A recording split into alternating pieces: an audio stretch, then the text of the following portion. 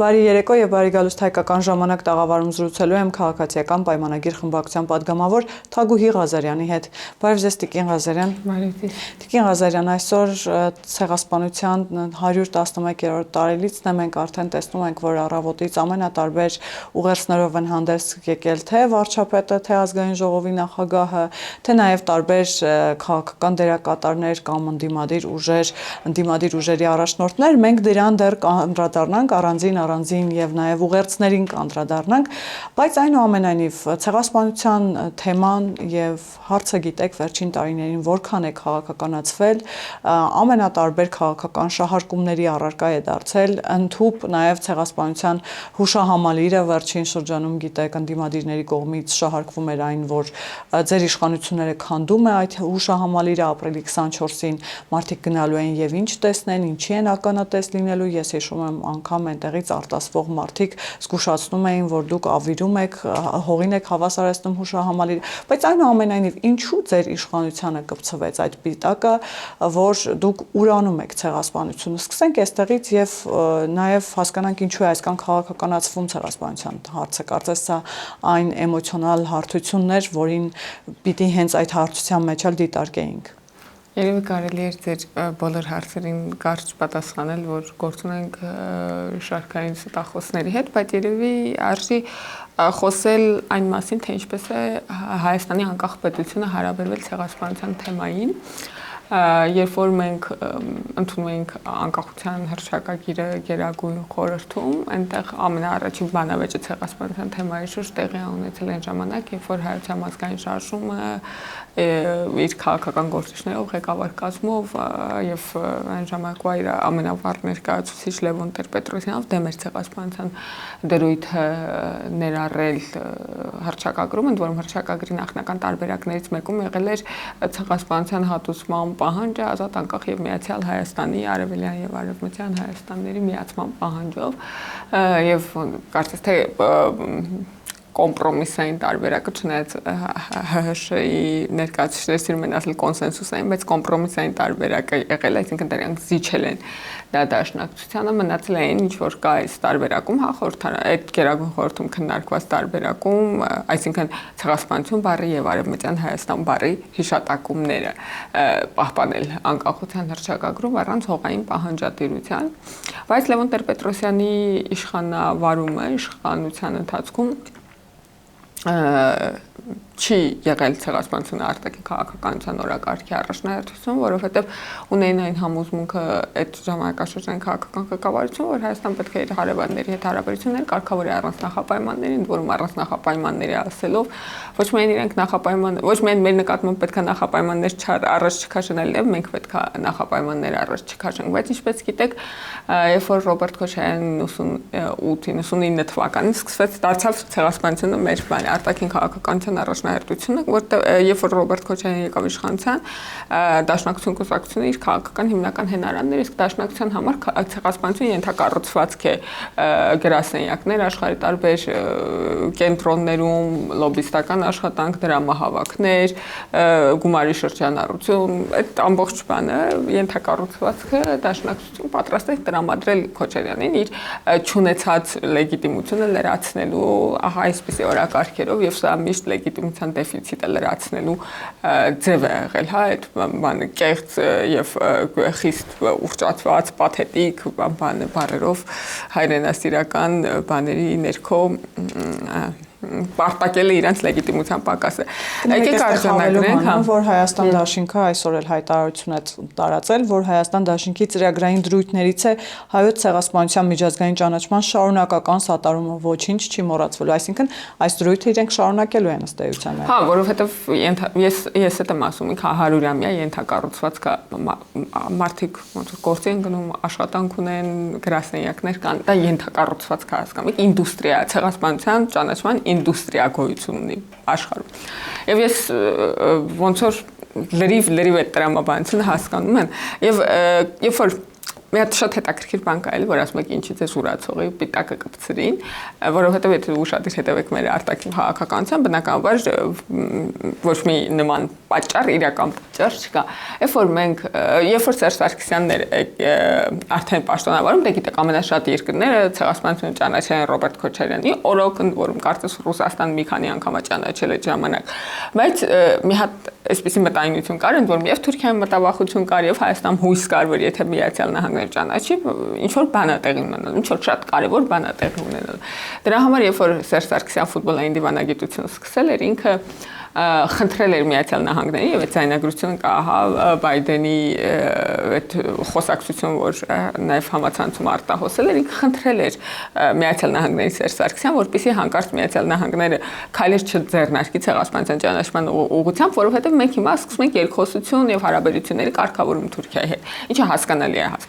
հասկանալի է, որ չի ուզեցել բանանի, ինչ որ գործընթացին վնասի։ Գործընթացի մեջ սադրիչ բաներ տարեր մտցնի։ Ինչ տեղի ունեցավ, երբ որ մենք եկանք իշխանության, երկու բան Միացյալ Նահանգները ճանաչեց Հայոց ցեղասպանությունը եւ Հայաստանը սկսեց կարգավորման երբևէ ամենաարդյունավետ գործընթացը։ Սա խանդ է առաջացրել մեր նախորդ քաղաքական դերակատարների մոտ, որովհետեւ թե Լևոն Տեր-Պետրոսյանի ժամանակաշրջանի քաղաքական գործիչների դեմս ղեկավարը, թե Քոչարյանի ժամանակաշրջան, թե Սերժ Սարգսյանի ժամանակաշրջան, հասկանալ, որ Հայաստանի տնտեսության համար շատ կարևոր է այդ ուղղությամբ աշխատելը, նրանք փորձել են եւ ձախողել են։ Միաժամանակ իրենք այնպես է դարել, օրինակ Սերժ Սարգսյանի դեպքում, որպեսզի ազդեցիկ երկրները չճանաչեն, որպեսզի դա սադրանք չլինի մյուս կողմից, այդ ամբողջ բանը էլի պատմությունը։ Եվ այդ խանդի հողի վրա, բարձր իմաստով սա քաղաքական խանդի դրսևորવા, խանդի հողի վրա իրանք սկսել են պիտակավորել մեզ, որ միշտեր մենք այն իշխանությունն ենք, որի օրոք այդ 100-ամյա ակնկալիքը, որ Միացյալ Նահանգները կճանաչի ցեղասպանություն ճանաչվել է, եւ դա եղել է մեր աշխատանքի արդյունքը, ոչ թե բան, այդպես մի օր արթնացան եւ որ մի օր 100 տարի էր արթնանում էին։ Մյուս կողմից ցեղասպանության ճանաչման հարցը, ինչ-որ վարչապետը այսօրվա իր ուղերձում ասաց, եւ սա շատ կարեւոր է արձանագրել, մյուս երկրների եւ Թուրքիայի միջև հարաբերությունների հարց է եղել, որ պատկերացնեք, Թուրքիայի նկատմամբ որևէ քաղաքական լծակ, որևէ իրենց ցանկալի գործողություն կատարելու համար։ Կան երկրներ, որոնք տարիներ, տասնամյակների վեր այդ երկրները հայտնի են, այստեղ ես իրենց անունները չեմ տա, բայց կարակ բան անեք, հետազոտեք եւ նայեք, տասնամյակներ շարունակ ասել են, որ եթե այ հեսա կճանաչենք, տես ցեղասպանություն, բայց դա ոչ թե մեզ են ասել հեսա կճանաչենք, տես, այլ Թուրքիայի դեմ գործիքայնացրել են մեր ողբերգությունը։ Հիմա մեր ասածը ի՞նչն է այս պատմության մեջ, երբ որ մենք ասում ենք, որ մեր առաջնահերթությունը չի, մենք ասում ենք, որ մենք չենք պատրաստվում գործիք ծառայել որևէ մեկի դեմ, որևէ մեկի համար, ընդ որում սա վերաբերում է բոլորին։ Եթե սա կսփոփի մեր հակաիշխանական դիտողներին, եթե այդպիսի կան, մենք չենք թույլ տալու, օրինակ, որ մեզ գործիք դարձնեն Ռուսաստանի դեմ։ Եվ մենք թույլ չենք տալու, որ մեզ գործիք դարձնեն Թուրքիայի ընդհանրապես, Հայաստան գործիքը չէ որևէ ուրիշ երկրի, Հայաստանը ինքնաբավ երկիր է։ Եվ սա կարևոր ֆունդամենտալ հանգրվան, որին մենք հասել ենք։ Մինչդեռ օրինակ մեր գործընկերները, ես ուզում եմ սրա վրա էլ ուշադրություն դարձնեմ, իրենք ինչ են ասում, տեսեք, մենք 30 տարի ցեղասպանություն դրել ենք Հայաստան քաղաքական առաջնահերթություններում, մի 30-40 երկիր ճանաչել է եւ ահա մեր արտաքին քաղաքական նվաճումը։ Հիմա մենք ձեզ առաջարկում ենք, որպեսզի Լեռնային Ղարաբաղի էթնիկ զտումը նույնպես դրվի Հայաստանի արտաքին քաղաքականության օրակարգում եւ 40 տարի հետո մենք կունենանք մի արդյունք, որ մի 40 երկիր էլ դա ճանաչած կլինի։ Եվ ինչ Հայաստանին դրանից ինչ որ մեկը կարա ինձ նկարագրի Հայաստանը ինչ է ստացել նրանից, որ 30 երկիր ճանաչել են հայոց ցեղասպանություն։ Դուք որ լսեք այնքան խանդավառված են այդ մարդիկ խոսում, ես անկեղծ եմ ասում, ես հավատում եմ իրենց այդ անկեղծության, էլի Էդուարդ Շարմազանովը ասում է, գիտեք մենք ինչ արտաքին քաղաքականություն ենք վարում։ Ասում է, ես Բելարուսում ցեղասպանության զոհերին նվիրված խաչքար եմ տեղադրել։ Դուք հասկանում եք, այս մարդը այդպես պատմում է, որ ինքը զբաղվել է արտաքին քաղաքականությամբ։ Եվ ծաղրում օրինակ ղազախական ցորենը, որը մարդկանց կյանքում կոնկրետ հարց է լուծում։ Ճանապարհների ապաշրջափակումը։ Մեր արտաքին քաղաքականության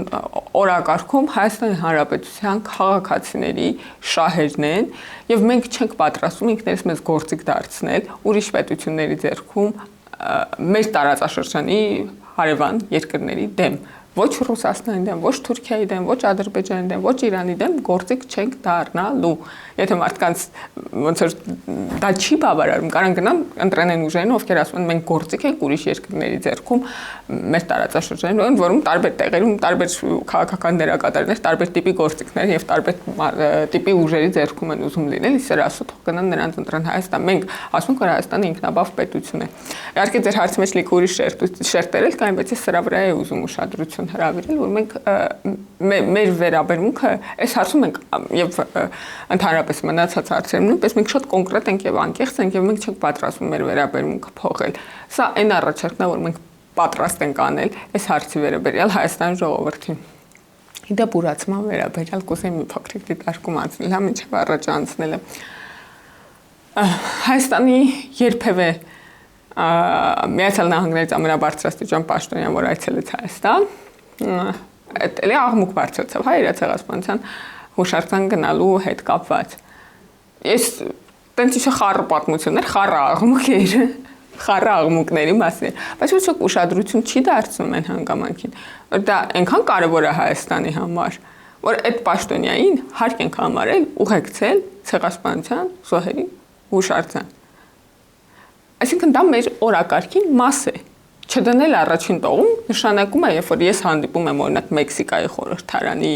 իմ գործընկերներին պայմանական, չասեմ, գիտեք ինչ կա, մի հատ բանաձև ընդունեք, իրանք մեզ ասեն, գիտեք ինչ կա, մեզ մի հատ ինչ-որ sense հարցում, ինչ-որ կարևոր հարցում, կարևոր քվեարկությամբ, կարևոր որոշման մեջ մեզ աջակցեք, մենք ասենք, հա, բայց կլինի մի հատ ձեր խորհրդարանում հետ, դες բանաձև ընդունեք, որ մեզ ցեղասպանել են։ Դա արդյունավետ չի արտաքին քաղաքականության օրակարգի դիտանկյունից։ Դա կարող է լինել հարցերից մեկը, բայց մեր բանի talking point-ների առաջի տողում է դա եղել։ Հիմա որ գնաք Ագնեի թղթերը բացեք, բոլորը ով որտեղ նստել, ասել մի տեղ ասեք, որ մեզ ցեղասպանել են, էլի խնդրում եմ։ Դա ինչ արտաքին։ Եվ ինչ արդյունք է դա տվել նաև։ Տվել է, ասում եմ, 40 մոտ 40 երկիր ճանաչել է ցեղասպանությունը։ Եվ քանի որ վարչապետը հայտարարությունը բանաձև ունենք, ընդ որում դա նաև ապագայի առաջարկ ասում են, մենք այնպես կանենք, որ եւս 20 երկիր կասեն, որ մեզ ցեղասպանել են։ Այդ արտաքին քաղաքական բանի առաջարկն է, էլի այդ պաթոսային բառետակից հանես այդ ամնալու տակը։ Վարչապետը իր ուղերձում հստակ նաև մեկ նախադասություն էր գրել, նախադասություն էր ասում, որ մեծ եղերնը հայ ժողովրդի միջազգային խարդավանքների մեջ ներքաշելու գործելակերպի հետևանք է եղել նաև, այստեղ հղում անելով նաև պատմության դասագրքերին վարչապետը նման հայտարարություն էր անում, իր հայտարարության մեջ ազգային ժողովի նախագահը խոսում էր նրա մասին, որ սքալուց բացի պետք է նաև հետևություններ անենք եւ թե վարչապետի ուղերձում, թե պարոն Սիմոնյանի ուղերձում հստակ էր, որ նոր ցեղասպանություն կանխելու համար շատ կարևոր է պետության եւ խաղաղության գոյությունը, իսկապես այդպես է։ Այսինքն պետություն ունենալը մեզ ապահովագրում է նոր ցեղասպանություններից։ Ընդհանրապես ինձ թվում է ազգային պետությունները հենց այդ հիմքով էլ ստեղծվել են, որպեսզի էթնիկության հիմքի վրա միմյանց նկատմամբ բռնություններ տեղի չունենան եւ այդպես է ծագել, հա, այն աշխարհակաղակական իրավիճակը, որը մենք ունենք, որովհետեւ մինչեւ այդ կայսրություններում խառը էթնիկ կազմերով մարդիկ ապրում էին, մինչեւ այն պահը, երբ որ էթնիկություն դարձել է բռնության հիմք։ Չէ, ոնց որ դա ավելի երկար նախապատմություն կարող է ունենալ ըստ որոշ մեկնաբանների, բայց ես չեմ ուզում էլի այդ բանը հետազոտական բանի վրա խորանալ, ընդհանուր առմամբ պետությունները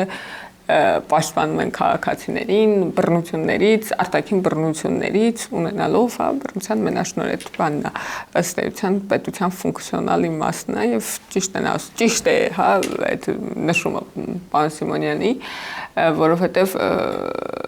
ազգային պետություն ունենալը ազգային ինքնություն պահպանելու լավագույն ձևն է։ Հակառակ դեպքում, եթե նույնիսկ բռնի կերպով չցեղասպանվես, հնարավոր ամենայն հավանականությամբ ժամանակի ընթացքում պարզապես ազգային ինքնություն կկորցնես, կծուլվես այն գերակապետության, որը այդ պահին բան է անում, հա, ու դրա լավ ամենավառ ապացույցը երևի ամենատեսանելի ապացույցը Սփյուռքի գաղթօջախներն են, որոնք չնայած նրան, որ դեռևս պահպանել են իրենց ինքնության շատ տարեր, բայց դա ավելի փոքր համայնքի վրա տարածում գնալով այդ համայնքները փոքրանում են գնալով այդ համայնքներից, որտեղ պետությունը ստեղծում է պայմաններ, որպեսզի մարդիկ դառնան այդ այդ ազգային պետության քաղաքացին, այդ ազգային պետության ազգի ինքնության կրողը, բոլոր պետությունները այդպեսին են, Հայաստանն էլ է այդպեսին, բոլոր ազգային պետությունները այդպեսին են, պայմանական Ֆրանսիայի քաղաքացի հայը հակված է հնդածից դառնալու ֆրանսիացի։ Դա է ձևը ազգային պետության, դա է ձևը ժամանակակից աշխարհի եւ հայ մնալու լավագույն տեղը, հայ լինելու լավագույն տեղը Հայաստանն է եւ սա կարծում եմ քննարկման ենթակա հարց չի եւ բնականաբար պետություն ունենալը նաև հենց այդպեսի հենց այդ ա եղել, հա, ի տարբերություն շատ պետությունների, այստեղ էլ կա էլի տարբերություն շատ պետությունների, որոնք կարող են այլ հիմքերի վրա ստեղծված լինել, թեև էլի բռնությունը միշտ այդ կոնտեքստում կա, պատերազմները միշտ այդ կոնտեքստում կան, Հայաստանի ժողովրդի համար շատ կարևոր ֆունդամենտալ նշանակություն ա եղել, դա կարծես ցեղասպանությունից հենց պաշտպանվելու իմաստ ա ունեցել պետություն ունենալը եւ կարծում եմ պետքա նաեւ այդ դիտանկյունից նայել ինքներս մեզ, որ դա նաեւ մեր զոհերի նահատակների տարբեր տարաշրջաններում ունեցած բռնություններից զոհ դարձած մարդկանց հատուցումն է այս պետությունը եւ ամենամեծ հարգանքի տուրքը իրենց կլինի Հայաստան պետություն փայփայելը եւ դա է ձևը, հա, իրենց գնահատանք տալու իրենց զոհողություններին մեր դեպքում դա շատ ընդգծված է, էլի մեր պատմական փորձառությունը, մեր պատմական տրավմաները մեզ շատ են հուշում այդ մասին, բայց ինչ վերաբերում է այդ բանին, արդեն առաջին համաշխարհային պատերազմի ժամանակ խարդավանքների մեջ մտնելուն, սա խիստ մասնագիտական պատմագիտական թեմա է, որ վարչապետը բարձրացնում է, ընդ որում թե իր հիշատակած պատմության հատորյակում կա, թե տարբեր դրվագներ, օրինակ ինձ համար դա բան է, էլի գրականությունն է դրա հիմքը իմանալու ճանաչելու, թե պատմությունն էլ եմ ընթերցում, բայց մեկ այն մտածողության ձևը գրականությունից է գալիս, այդ երևի ավելի լավ կլինի մասնագետների հետ լավ քննարկել, թե ինչպես էին երկու կայսրությունները փորձում Հայաստան չկար այն ժամանակ, Ռուսահայաստան, հա, եթե բանի տերմինոլոգիայով խոսանք, Ռուսահայաստանի եւ Թուրքահայաստանի հայերին, հայ ֆիդայիներին, ովքեր հայտնի էին նաեւ իրենց լավ մարտիկ լինելու, այդպես լավ համբավ ունեին, ներգրավել միմյանց դեմ կռիվներում եւ թե ինչ որոշում կայացրեց այն ժամանակվա քաղաքական էլիտան, որը ըստ էության էլի դաշնակցությունն էր, հա, ամենադոմինանտ քաղաքական ուժը, չնայած ունեին ազդեցություն մյուս կուսակցություններ նույնպես եւ ինչպես դա օգտագործվեց մեր դեմ, բայց ես չեմ կարծում, թե դա է եղել ցեղասպանության միակ պատճառը, առնվազն դա գրգռել, արագացրել, էսկալացրել է իրավիճակը, բայց այն ինչ որ տեղի էր ունենում այդ ժամանակաշրջանում նույնիսկ դրանից 10, 20, 30 տարի առաջ, այսինքն Օսմանյան կայսրություն փլվում էր իր եզրերից, քրիստոնյաները սեպարատիստական շարժումներ էին սկսում եւ պոկում էին, հա, բաժանում էին, ընդ որում նաեւ քրիստոնյա կայսրության օգնությամբ, դա իրենց համար, իրենց դիտանկյունից դա կանխելու ձևերից մեկն է եղել եւ ոնց որ այդ հարցը շատ պատմագիտական բան է, շատ պատմագիտական հետազոտության, ուզում եմ ասել, նույնիսկ եթե խարդավանքների մեջ ենք ներքաշված եղել, նույնիսկ եթե իրապետության դիտանկյունից դա է եղել այդ պահի իրանց տեսած լուսումը, ոչ մի ձև, որտեղ այդ բռնությունը պատերազմ չի։ Այլ հարց է, երբ որ մենք խոսում ենք պատերազմների մասին, երկու զինված խմբեր իրար հետ կռվում են։ Դա խաղաղ բնակչության ոչնչացում է եղել, եւ չկա որևէ բան, պատճառաբանություն, պատմություն եւ այլն, հա մենք կարանք ինքնարեֆլեքսիա անենք, պատտվենք ինքներս մեզ նայենք, տեսնենք ոնց ինչ տեղի ունեցավ, ինչ ճանապարհ անցանք, ինչ պիտի չանենք, որպեսզի նորից չհանգենք այդ ճանապարհին, այդ մեր ինքնարեֆլեքսիան կարող ենք անել, բայց որևէ կերպ էլի այդ տիպի բռնությունը, այդ մասշտաբի բռնությունը անհնար է մեկնաբանել, կոպիտ ասած անհնար է որևէ կերպ բան անել։ Եվ այսօր էլ քանի որ էլի ինչպես նշեցի իմ բացման խոսքում թեման շատ քաղաքականացվում է, այստեղ կուզենամ ուժեղ Հայաստան ուժի առաջնորդի անունից տարածված հայտարարությանը անդրադառնալ, Սամվել Կարապետյանի մասին է խոսքը, նա նշում է, որ այսօրվա Հայաստանի ղեկավարները փորձում են արդարացնել հայոց ցեղասպանությունն իրականացնողներին, ավելին փորձում են հավասարության նշան դնել զոհի եւ դահիճի միջև։ Եվ նաև Կարապետյանի ուղերձում շատ հստակ էր այն հատվածը, որ իրենք Հայաստանի տնտեսության սրընթաց զարգացումն այլ տարբերակ չունի, պետք է գնալ այնուամենայնիվ Թուրքիայի հետ հարաբերությունների կարգավորման, բայց այստեղ էլ չնսեմացնելով ազգային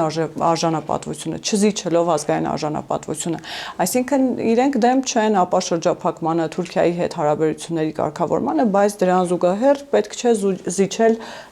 ազգային արժանապատվությունը, ինչը ըստ այս տարածված հայտարարության ձեր ուժը անում է։ Այդ հայտարարության հեղինակը դուք վստահ եք, որ Սամվել Կարապետյանն է։ Իր անունից է այնուամենայնիվ տարածվում։ Հասկացա, ինձ թվում է այնուամենայնիվ միստր ուշ չաթբոտն է այդ հայտարարությունը գեներացրել, որովհետև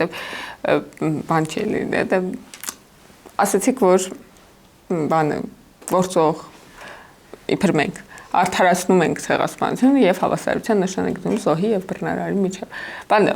դեկլարացիա հասկանում եք, ոչ մի բանի մասին է։ Երբ հա տեղի ունեցել էլի, օրինակ ես ինչ-որ բան խոսում եմ, հղում եմ տալիս, ասում եմ տեսեք սա, նշանակում է սա, որ երբ հա տեղի ունեցել, ասում է էլի, դու էլ ասա այդ անեկդոտի պես, դուք էլ մի բան էլ դուք ասեք, կենաց, ոչ մի բանի մասին, առանց պատճառը հետևանքային տրամաբանական կապերի, դուք լրագրող եք, հետևում եք մեդիադաշտին, ասեք մի հատ դրվագ, թե ինչին կարող է ենթադրաբար հղում տալ միստր ուժը ասելու համար, որ մենք արդարացնում ենք ցեղասպանությունը եւ հավասարության նշան ենք դնում զոհի եւ բռնարարի միջեւ։ Ինչի մասին է, ինչ դրվագի մասին կարա իր երևակայություն տենց առանցանք մոգոնած։ Ես չեմ հիշում նման դրվագ, քանի որ դուք քաղաքական ուժի նաեւ անդամ եք, դրա համար ձեզ եմ հասցողում, որ չգիտեմ ինչի մասին է, ինչի հիման վրա է դա ասում։ Ես ասում եմ դա պարզապես բան է, քաղաքական շահարկման, քաղաքական խանդի տեսարանի, որտեղ իր եղբայրը երբ որ բաներ Սերժի աշխատակազմի ղեկավարն էր, հետո Սերժի խմբակցության ղեկավարը գնացել են իրանց քաղաքական թիմով խնդրել են Միացյալ Նահանգներին, որ հանկարծ չճանաչի ցեղասպանությունը, որ հանկարծ Թուրքիայի հետ իրանց հարաբերությունների կարգավորման գործընթացի վրա բացասական չազդի, հետո եկել ենք մենք Միացյալ Նահանգները ճանաչել է ցեղասպանությունը եւ մենք ավելի արդյունավետ կարգավորման գործընթաց ունենք Թուրքիայի հետ, խանդից դες տեսարաններ են բեմադրում։ Ընդհանրապես քաղաքական խանդի դրսևորումը, ասենք չեմ կարա ես բան անեմ, էլ դες շուտ բան արձագանքեմ, չեղած գոյություն չունեցող բաներ։ Լավ, ամենամյա ջահերով երթը, որի ժամանակ երեք մենք լսեցինք հստակ ուղերձներ, Իշխան Սաղաթելյանը քանիցս կրկնեց, որ այս երիտասարդները վաղը գալու են Արցախի ետևից, Արցախ վերադարձ լինելու է, այսինքն թեզը նրա մասին էր, որ այնուամենայնիվ Արցախ վերադարձ լինելու է։ Վերջին շրջանում նախընտրական տրամաբանության մեջ մենք շատ ենք լսում այս խոսույթը, որ Արցախ են վերադարձնելու, ի դեպ Կարապետյանների աջակիցներից մեկն էլ էր վերջերս խոսում այն մասին, որ այո, Արցախի վերադարձ լինելու է կամ Արցախ վերադարձ դերևս այս իմաստով է, կարծես թե իրենց մոտ տարանկալում կա, դերևս չենք ընկալում Արցախի վերադարձի մասին է խոսքը, թե Արցախ վերադարձի մասին, բայց այնուամենայնիվ պատերազմի սցենարն էլ չեն բացառում, խոսույթը նույնն էր ջահերով երթի ժամանակ, ջահերով երթն էլ ի դեպ շատ քաղաքականացվեց եւ կրկին դրոշը այրելու այդ հայտնի տեսարանը տեսանք, ինչ է տալիս նաև այդ դրոշը այրելու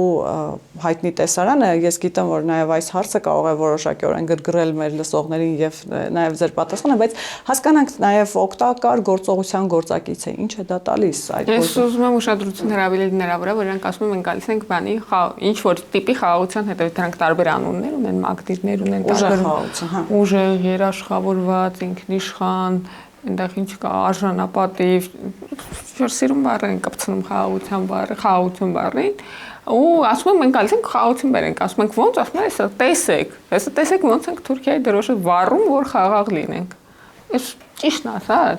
ես չգիտեմ ինչ արդյունավետություն կարա ունենա զրուցակցի հետ իր դրոշը վառելու բանը, ֆունկցիան, ասենք օրինակ հասկացանք, լավ, ասենք բան ունենք, խնդիր ունենք, պրոբլեմ ունենք Թուրքիայի հետ, պրոբլեմ ունենք, ասենք Ռուսաստանի հետ պրոբլեմ ունենք, պետքա խոսանք այդ խնդրի մասին։ Հավաքում ենք դրոշը վառում ենք։ Ստացվեց մեր խոսակցությունը ավելի լավ է, ավելի որակյալ է։ Հա?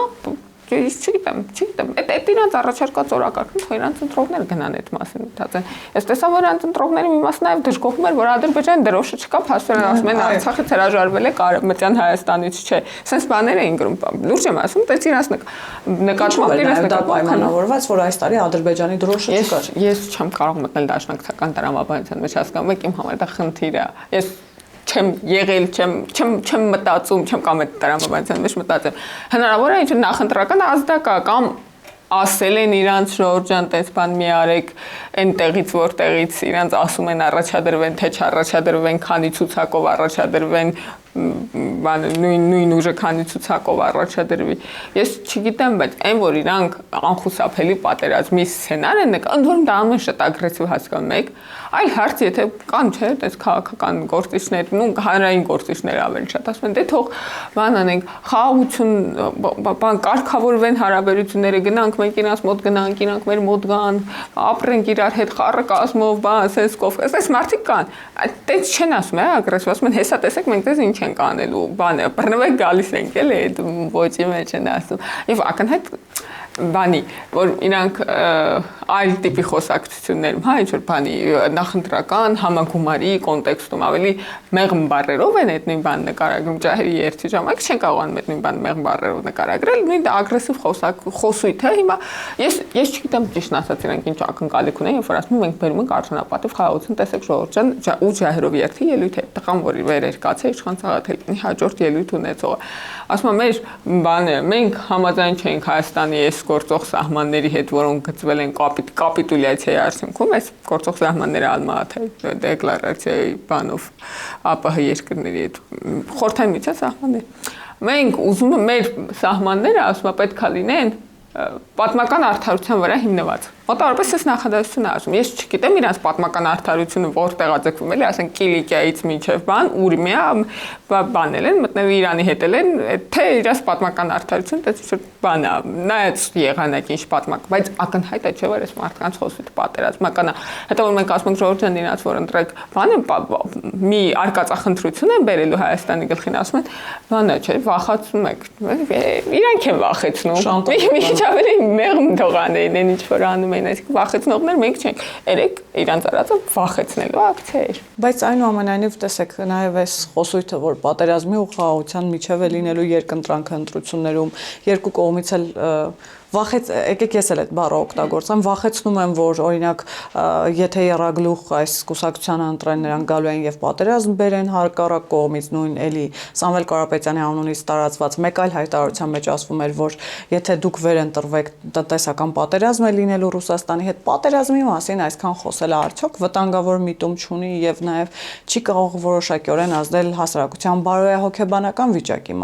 վրա, որովհետեւ տեսեք մենք պատերազմ տեսած հասարակություն ենք ընդամենը 20 թվականին է եղել պատերազմը, հետո տեսել ենք Արցախյան այդ դեպքերը, բռնի տեղահանությունը։ Հիմա տեղին է արդյոք այդքան խոսել պատերազմի մասին եւ բոլոր ուժերի խոսույթում կարծես թե դա կա։ Որքան էլ որ բոլորն ասում են, որ ձգտում են խաղաղության։ Դա անխուսափելի է։ Այս ընտրություն լինելու է պատերազմի եւ խաղաղության միջև ընտրություն եւ սա ամենասկզբունքային որոշումն է լինել, որ կայացնելու են, այսինքն ընտրության բոլոր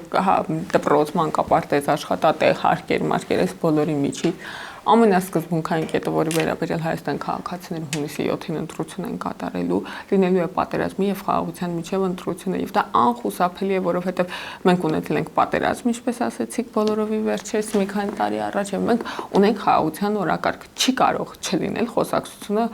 ընտրությունը պատերազմի եւ խաղաղության։ Բայց մնացած բոլոր ուժերն էլ են ասում, որ իրենք գալուց են խաղաղություն բերեն, նույն ասում։ Իրանց բերած խաղաղությունը ավելին, բան է, ավելի գեղեցիկ բառերով է փաթեթավորված, քան մեր խաղաղության օրակարգը, բայց ես ուզում եմ ձեզ հիշեցնել, այս բառերը, այդ ուժեղ, արժանապատիվ, սկզբունքային, հայրենասեր, էլի բան կան, ձիգ բառեր կան, որոնք շատ գեղեցիկ բառեր են, բայց այս բառերի ներքո այդ ուժերը Ղարաբաղում հեռացրել են Արայիկ Հարությունյանին, որտեղ ինքը նիկոլական էր, դա բան էր, դավաճան էր, ուզում էր գնալ եվրոպացիների հետ, ուզում էր գնալ ադրբեջանցիների հետ ուղիղ խոսեր, իրան ասեցին, պետքա դու գնաս, հիմա կգա մի հատ ուժեղ, սկզբունքային, բոլորի միավորող, այս բառը ասել է, բանը Տիգրան Աբրահամյան ազատության հրապարակից, երբ որ խոսել է Սամվել Շահրամյան, բոլորի միավորող ձերքը ուժեղ սեղանի խփող ղեկավար, որը չի համաձայնի գնալ բանակցել ադրբեջանցիների հետ բանի ինտեգրման օրակարգի շուրջ Սոֆիայում եւ Բրատիսլավայում, այլ մեր ռազմավարական գործընկերների հետ կվերականգնի հարաբերություններ, որտեղ Արայիկ Հարությունյանը ռուսների հետ խոսալ չգիտեր, իբրև բանն էլ Սամվել Շահրամանյան գալու էր խաղաղապահներին ասեր պատմեր իրանց շահի մասին։ ու այդ ժամանակ կտեսնեք թե ինչ կլինի։ Այ այդ բառերի ներքո ուժեղության, հայրենասիրության, սկզբունքայնության, արժանապատվության գեղեցիկ ցանկալի բառերի ներքո իրենք արեցին Ղարաբաղում այն ինչ որ տեսանք բոլորս ուղիղ եթերում տեղի ունեցել։ Բոլորիս աչքի առաջ տեղի ունեցել, թե իրանք ինչ բառերով են նկարագրել այն փխրուն իրավիճակը, որը հնարավորինս փորձում են պահպանել Ղարաբաղի իշխանությունները, պարզապես իրենց էլիտաները թույլ չտվեցին գնալ խոսել ադրբեջանցիների հետ, երբ խոսել տեսնենք ինչ է, էլի մի հատ խոսենք, տենենք ինչ է, ինչ են ուզում, ինչ են առաջարկում, մենք ինչ ենք առաջարկում, ասում են չէ կատեգորիկ պետք է չխոսենք, հեսա մեկը կգա ուժեղ եւ սկզբունքային չի խոսի ոչ մի բանի մասին, կտեսնեք ինչ են կանելու։ Տեսանք ինչ արեցին։ Տեսանք Քոչարյաններ ասում, Սերժներ ասում, չէ բաններ, դաշնակցություններ ասում են կտես Սեյրան Օհանյան, կտենակ հեսա ինչ են կանել։ Այդ տեսանք բանը Մամուջյանի զանգը հնչեց, հեսա կտեն։ Տեսանք ձեր արածը, ժողովուրդ ջան, տեսանք ձեր արածը։ Բայց հիմա այդ նույն բանը իրանք առաջարկում են Հայաստանին, ասում են կտենակ ինչ են կանելու ու նույն բառերով նույն բառերով, նույն սյուժենա, նույն սցենարնա, եւ անխուսափելի է, եթե այն ժամանակ Ղարաբաղ ժողովրդին լրացին եւ թույլ չտվեցին իրանք իրենց ճակատագրի վերաբերյալ որոշում կայացնեն, հավաքվեցին այդ բանում, փակ գաղտնի քվեարկությամբ որոշեցին, որ կործանում են երկիրը այդ խորհրդարան պատգամավորները։ Հիմա Հայաստան ժողովուրդը քվեախցիկում այդ որոշումն է կայացնելու։ Ինքը ուզում է այդ գեղեցիկ բառերի ներքո իր սեփական երկիրը աղետի մատնել, թե ընտրումա խաղաղությունը հունիսի 7-ին դրա մասին է լինելու ընտրություն, չի լինելու ուրիշ բանի մասին, ինչի՞ ամես Սամվել Կարապետյան վախեցնում տնտեսական պատերազմով բան, երևակայական տնտեսական պատերազմով, որտեղ ինքը չի կարող իրական պատերազմով բան անել, այլևս այդ գործիքները խլված են իր համախոհների, աջակիցների, հովանավորների ձեռքից։ Տակ մնացել եմ երկու հատ բան տնտեսական սանկցիա, երկու հատ բան, 2 կոպեկ թանկ, որտեղ իրենք չեն կարող ասեն մենք կարանք բան անենք, ձեր գլխին պատերազմ սարքենք։ Այդ չեն կարող ասել։ Դրա համար դրանով է վախեցնում։ Իսկ ինչ վերաբերում է հայ-ռուսական հարաբերություններին, դա այդ հարաբերությունների վառ դրսևորում տեսանք ապրիլի 1-ին, երբ որ վարչապետն Ռուսաստանի նախագահ հանդիպում էին։ Եվ Ռուսաստանի նախագահի բացման խոսքում առաջին նախադասությամբ ասել է հետևյալ բանը. Հայաստան շուտով ընտրություններ են, անկախ նրանից թե ինչպիսի արդյունք կլինի ընտրությունները, մենք պատրաստում ենք, մենք շարունակելու ենք Հայաստանի հետ նույն հարաբերությունները, նույնպիսի հարաբերություններ։ Ասել է, որ մենք շարունակելու ենք ձեր հետ աշխատել նույնպիսի տրամաբանության մեջ։ Եվ հետևաբար ես չգիտեմ ինչ պատերազմների մասն է խոսում, կանչեք ձեր տաղավարը, եթե կկա կամ դուք գնացեք իրան հյուր կարող ինքը բան իր շարժը սահմանափակա, բան արեք, դիմում գրեք, գնացեք իրան հյուր հարցրեք ինչ մասն է խոսում, այդ հակասահմանադրական մարդը, որը բան է ներկայացած որպես վարչապետ։ Մի հատ հարցրեք էլի ոնց է դառնալու բան վարչապետ ինձ նենց հետաքրքիր է։ Սահմանադրությունը փոխել է արդեն բազմիցս այդպես Նարեկ Կարապետյանը մանևրելով ասել է. կգանք կանենք, կգանք հետո կասենք, կերևա։ Նարեկ Կարապետյան կանչեք հարցրեք տաղավար ասեք, եթե ուժեղ Հայաստան 58% ձայն ունենա, ոնց է, ինչ է լինելու։ Ինչ է լինելու Հայաստանի ճակատագիրը, եթե դուք ունենաք ոչ թե 70, այլ 58%։ Այսինքն, այդպես անորոշ առաջարկներով, անճակատագիր, բան, արկածախնդիր առաջարկներով իրենք ուզում են, որ հայաստանցիները իրենց ընտրեն, անհարգալից վերաբերմունք է դա քաղաքացիների նկատմամբ, չէ՞ դա իրենց բնորոշ է, իր բանի հոր բրինձ ու շաքար բաժանել տոպրակներով, բոլորը տեսել են, էլի։ Իրենց թվում է ախր ես իրանց ընտրողների մասին այդ կարծիք չունեմ է։ Ես չեմ կարծում, որ երբ որ իրանք մարդկանց տենց են այդ վերաբերմունք ունեն, դե դուք մի խառնվեք, դուք մեզ հարցեր մի տվեք, մենք կգանք կանենք, չեն ընտրվելու իրանք։ Ես գիտեմ, որ կան մարդիկ, ովքեր մեզ չեն քվեարկելու, ես գիտեմ, որ կան հակաիշխանական մարդիկ, բայց ես ամենևին հակված չեմ մտածել, թե այդ մարդիկ շունուշանգյալ կամ բոշային։ Այդ մարդիկ իրանք վերլուծական կարողություն են, միտք ունեն եւ տեսնում են, որ իրանք ծաղրում են այդ մարդիկ։ Այդ ուժեղները էլի, ուժեղները, թույլերը, բաները, այդ, չգիտեմ, այն որ խառնել իրար մեջ բաժանել են ցուցակները, բան կարելի է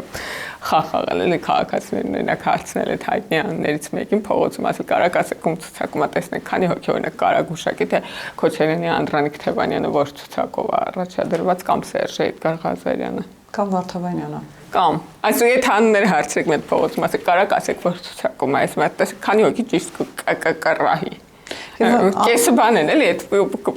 բայկալոդի մեջից թռած են կոպիտ ասած, անհասկանալի է բանը վերաբաշխումները։ Վերջում չչարաշահելով իհարկե ժամանակը, բայց քանի որ Արցախից խոսեցիք, տեսեք, այստեղ էլ մեղադրանքների ախր բոլոր սլակները, ընդդիմադիր շրջանակները ուղղում են ձեր իշխանությանը։ Ասում են, որ դուք եք մեղավոր, Ռոբերտ Քոչարյանը իր բոլոր հարցազրույցներում այդ մասին նշել է, Սերժ Սարգսյանն այդ մասին խոսել, վերջերս էլ ռուսալեզու հարթակներին էր հարցազրույց տալիս եւ նույն պնդումն անում, որ այո, դուք ձեռքերդ ծալած նստած եք եւ տեղի ունեցավ, այնինչ տեղի ունեցավ։ Նախ կցանկանամ այս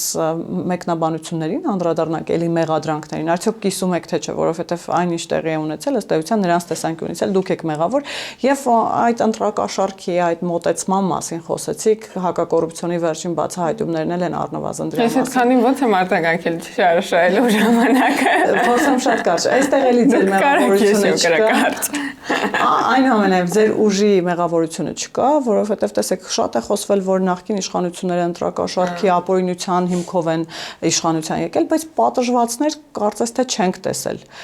Որևէ մեկը այդ իմաստով պատիժ չի կրել։ Եվ այդ անպատժելիության մթնոլորտը չի, որ նախկինները շարունակում են հավակնություններ ունենալ վերարտադրելու եւ նախկին այդ բարքերն են նաեւ կյանքի կոչում, նկատի ունեմ ընտրակաշառքը, որքան էլ որ թիվը փոխվել է, երևույթը չի փոխվել։ Այդ առաջին հարցին արձագանքի մեր Քոչարյանց մեր էլի չգիտեմ էլի իրականում համար է ինքը դա տալիս ումից օգնություն ակնկալում, որտեղ ասենք Հայաստանի ընտրողները հայերեն հասկանում են էլի հայերեն խոսել, եթե կարողանար նորմալ, չնայած իրան ոնց որ տենց ավելի կոմֆորտ է, ավելի հարմարավետ է իրեն զգում հայերեն խոսել կարող է ավելի շատ քաղաքացի, բայց երբ քաղաքացիներին չի ապավին հուշվեք, չէ՞ որ ասում ես ուզում եմ ես այդ բանը օրը 4-5 բան գյուղ գնալ մարդկանց դա ասելա չէ՞ բանց տարվա փետրվարի ասիլցները մա երեք ասում եմ բանը դե ոնց որ Հայաստանն է մեղավոր հանկարծ մտներով չան խեղճ Ռուսաստանը ինչ աներ հանկարծ մտներով չանցնի որ Ռուսաստանն է մեղավոր ես առիթից օգտվելով ուզում եմ ասել եթե դուք ուշադրիր լինեք ընդդիմադիր գործիչների խոսույթին իրանք անդադար սլակներ ուղղում են Ֆրանսիայի նախագահ Մակրոնի դեմ ասելով որ Ֆրանսիայի նախագահը բան արեց Մակրոնի մոտ ներկայությամբ միջնորդությամբ Նիկոլը հանձնեց Արցախը այս բաներից նախադասություններ լսած կլինեք որ ալիքը միացնեք իրանք բան չգիտեմ ինչի բանն են մտասևեռում ունեն Ֆրանսիայի նախագահի նկատմամբ բանի էլի այդ որ բոլորը հետ Ֆրանսիայի նախագահը մեջ էլ է ես տենց ոնց որ աղետի մեջ այնքան մասնակից եւ դերակատար կա որ վերջի տեղում է բայց ինչ եմ ես սա հիշում ինչ եմ ես սա ուզում հիշեցնել ժամանակի երբ որ Հայաստան խնդրանքով այդ որ ասում են գանք միջազգային գործիքները կաշխատացնենք ՄԱԿ-ի անվտանգության խորհուրդ միջազգային դատարան բանսես բառերն չէ ասում այդ բան այդ խառը ուժերը որոնք հեսա տեսեք ինչ են կանելու ուժերը էլի ժամանակի երբ որ Հայաստանը խնդրեց որ ՄԱԿ-ի անվտանգության խորհուրդն իսկ գումարի Ղարաբաղի շրջափակման հարցով այն ժամանակ 23 թվականներ դեռևս շրջափակման մեջ էր Ղարաբաղը գտնվում Ֆրանսիայի նախաձեռնությամբ այդ նիստը գումարվել է Ռուսաստանի նախաձեռնությամբ տապալվել Մարդկանց հիշողությունը այդքան կարճ չի բոլոր հիշում են ոնց է տապալվել անվտանգության խորհրդի նիստը եւ ում նախաձեռնությամբ Ինչի են ժամանակ մեր ռազմավարական դաշնակցի նախաձեռնությամբ տապալվեց ու այդում ավտոմատին չեն տվել, ասենք Հայաստան գնացեք, որ մենք այն ժամանակ որ գնում ենք ՄԱԿ-ի անվտանգության խորհուրդ, ասում են մի գնացեք ՄԱԿ-ի անվտանգության խորհուրդ, անվտանգության խորհուրդ 4 հատ բանաձև ունի պրո-ադրբեջանական կբր բան կանեն, հակահայկական բան կան, բաներ էլի, իբր մեզ պաշտպանում հիմա իրանք են ասում են որ Արցուկ Մինասյանն էր ասում դիմենք ՄԱԿ-ի անվտանգության խորհուրդ, բա որ ուր կորավ էլի այդ որ մեզ քննադատում էին դրա համար Հայաստան դիմել եմ միջազգային արդարադատության դատարան Արդարադատության միջազգային դատարան կայացրել է վճիռ փետրվարին 23 թվականի, որ պետքա Լաչինի միջանցքը անհապաղ բացվի ու գիտեք երբ ոնց որ մինչև սեպտեմբեր տևել է այդ փակումը շրջափակումը Այդ ամեր ունեցած միջազգային արդարադատության վերևի ատյան գոյություն չունի, միշտ եզրական ատյաններ գոյություն չունեն։ Այդ է հիմա միջազգային դրությունը։ Ժողովուրդ ջան, այդ որ ասում են գալու ենք, գնալու ենք միջազգային հայցերի բաները կետը համաձայնել եք։ Գնանք սաղ աշխարհում 100 հատ միջազգային հայց հավաքեն գլխներից։ Ինչ են կանելու։ Բացվեց միջազգային մնացին մարդիկ կարողացան իրենց կենսապահովումը կարողացան ապահովել։ Եկեք ինքնախապեյությամբ չզբաղվենք, էլի նախ ջանքեր գործադրել կապակցությամբ է ասում, նախ ջանքեր Հայաստան գործադրել է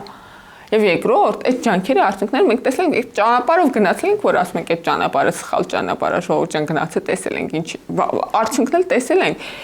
այդ ընթացքում բանի ինդիմության գործողություններն էլ տեսել ենք ինչ վերաբերում է հակակոռուպցիոն դատարանի բացահայտումների երբ որ ասում ենք դա դատարանի չէ ներողություն խնդրում կոմիտեի բացահայտումներն այդ որ ասում ենք մենք չենք մեղավոր արդյոք Ես ուզում եմ ցույց տալ ոնց որ մեր աշխատանքի կապը այդ իրավիճակի հետ ցույց տալ։ Մեր աշխատանքի կապը այդ իրավիճակի հետ է, որ Հայաստանում կայացել է այդ ինստիտուտը, որը կարողանում է նախընտրական շրջանում ընտրակաշառք բացահայտի։ 2021 թվականին չկար այդ երևույթը։ 2021 թվականին հետընտրական շրջանում ենք ընտրակաշառքները բացահայտել իրավապահները, ինք չէ։ Իսկ հիմա Հայաստանում նախընտրական շրջանում կարողանում են կանխել այդ ընտրակաշառքի դեպքերը, ուղղորդված քվեարկությունները